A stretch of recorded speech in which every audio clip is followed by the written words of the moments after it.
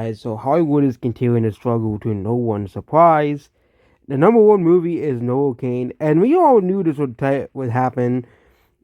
Novocaine is another John Wick-esque movie, but it seems that the John Wick-esque movies, the whole entire thing around those types of movies, the whole entire revenue around those movies have kind of dried up as the movie didn't even pass $10 million domestically as well, which means this is one of the worst March weekends since pre-pandemic, and no one is watching this movie either. This movie is doing very poorly domestically and internationally, and this movie only costed $18 million to make. How the hell does Hollywood screw up this badly that this movie might lose money?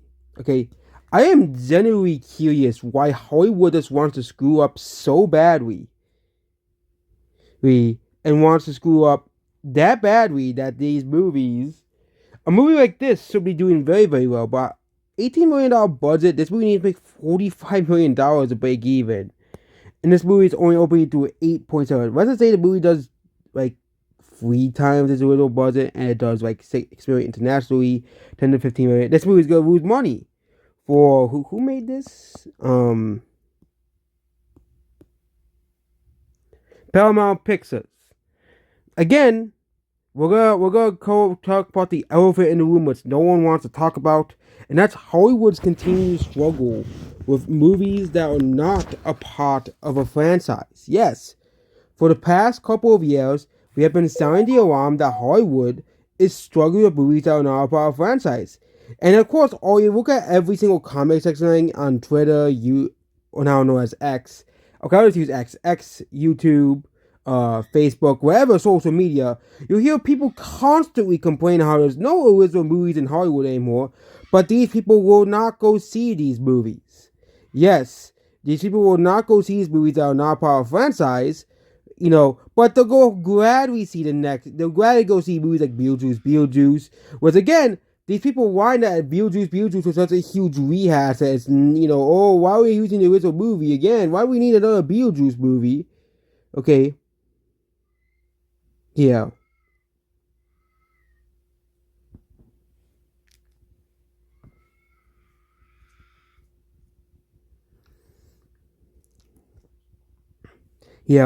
And another case of, non-franchise blues is Mickey 17, another movie that isn't really doing too well at the box office.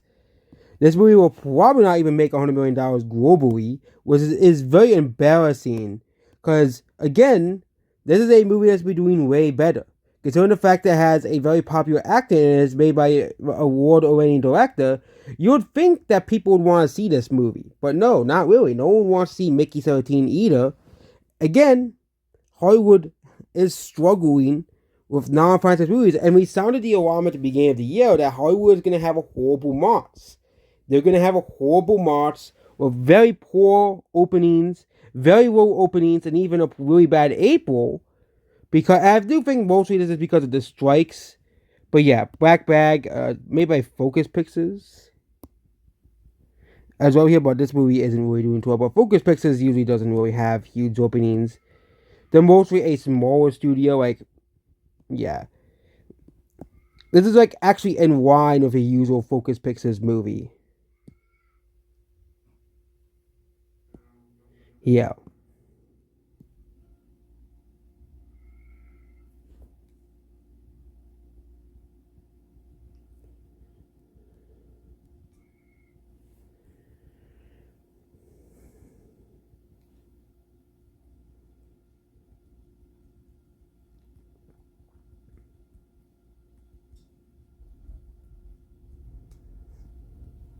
Yeah, but next is Captain America: Brave New World, which this movie isn't really doing too well. Yes, this movie is in the single digits of box office. This movie actually might barely pass $400 million, but it is a huge embarrassment for Disney because this movie is supposed to make $500 to $600 million globally at the very, very least. But we're seeing, with the box office here,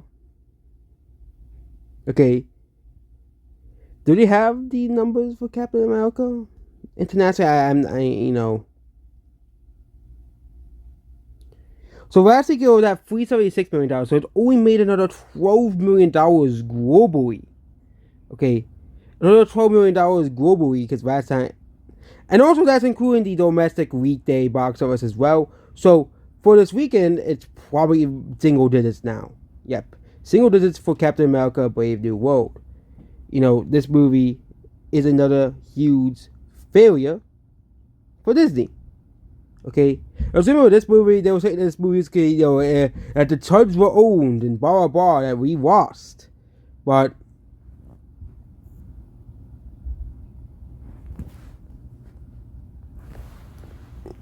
that Disney won. The people who whine about race swapping and all that bullcrap, Disney won. Disney sold the Tuds that you can have that stuff. But again, the numbers are not very good for this movie, and as well. And it's just this movie. It's just very bad. What I heard as well here. And do they have numbers? I'm looking at the one for right now here.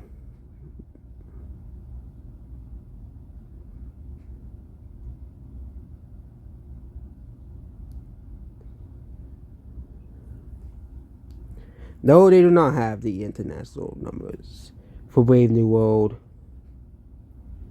I'm looking at it up right now. International.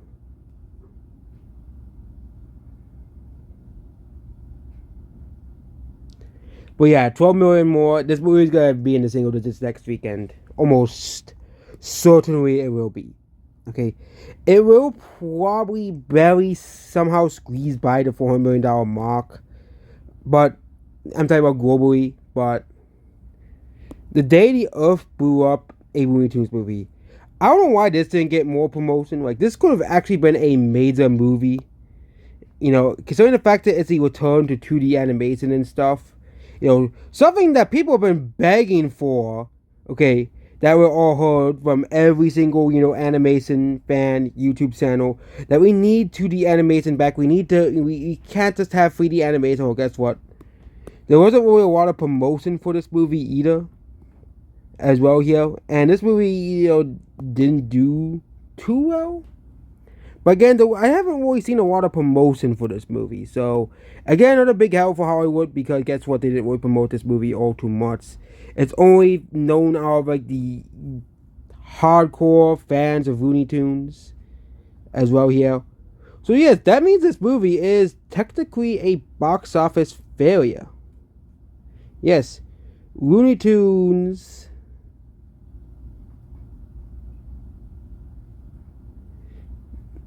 Yeah.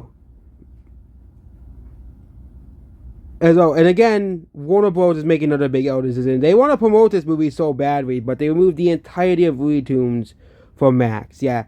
Very, very, very smart, smooth of you. And also, another big L for streaming people because guess what? You don't own anything on streaming services. That's just how it is. I wish, normies would wake up and realize this, but, the normies like Sabrina Carpenter and Billie Eilish, so they'll never wake up. So,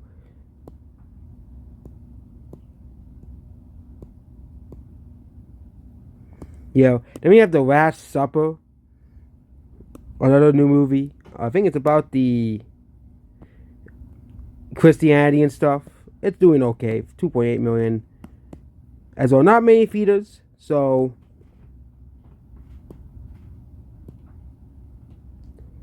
And we have Paddington Peru, which this movie is just not doing too well. Paddington Peru was, again, according to critics, this is a perfect movie series. Yes, Paddington is a perfect movie series, yet no one is watching it.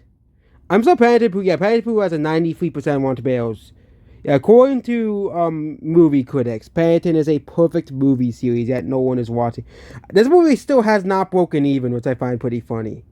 Still has not broken even. Like, it has not broken even at the box office. It's actually had decent ratings, but this 12 million opening is still not very good for a long-running movie series. As well. And of course, it made the most more money in the UK, obviously, because Paddington's from UK.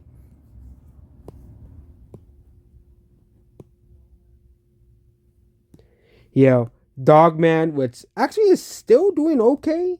The ratings are actually starting to pick up for this movie, but this movie it's doing okay. It's not doing too well internationally, but again, it's no these scattered international releases. Well, they withheld this movie from major markets until April. Yeah, if you're in Australia, you can't see this movie until April, which is just very ridiculous because Australia, America, and UK speak the fucking same language. I don't understand why Australians have to wait until fucking April to watch this fucking movie. I just don't get it. And so next is the monkey. The monkey.